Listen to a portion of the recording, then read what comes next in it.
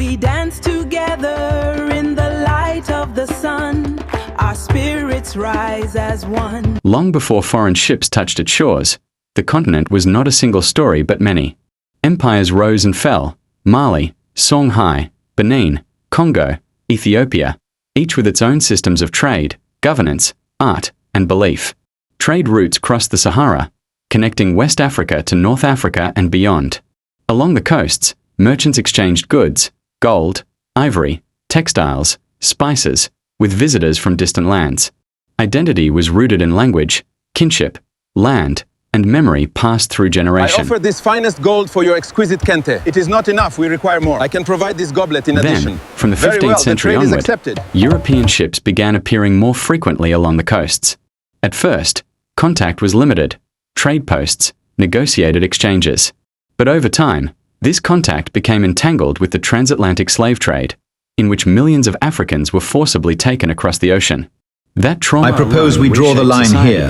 Are we certain we have the resources? Yes, the expedition is prepared. Agreed, the matter is settled.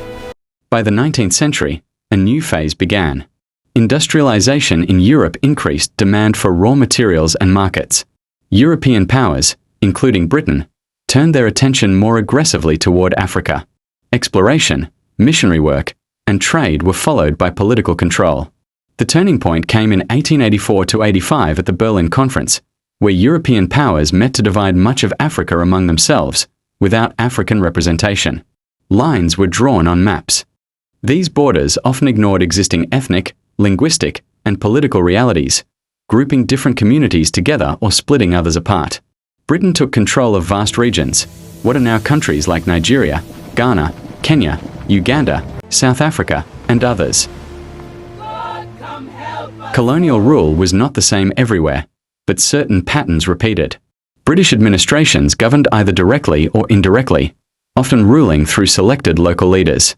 They introduced new legal systems, taxation, and economic structures focused on exporting raw materials, like cocoa, cotton, rubber, and minerals, to fuel British industries. Infrastructure such as railways and ports was built, but largely to support extraction and movement of goods.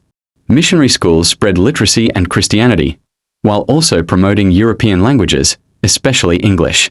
Education sometimes opened new opportunities, but it also often devalued local languages, knowledge systems, and cultural practices. Look at them. They have come. We will not forget where we came from. Over time, many people began to navigate two worlds at once. Traditional authority and identity persisted, but were pressured and reshaped. Some adapted, some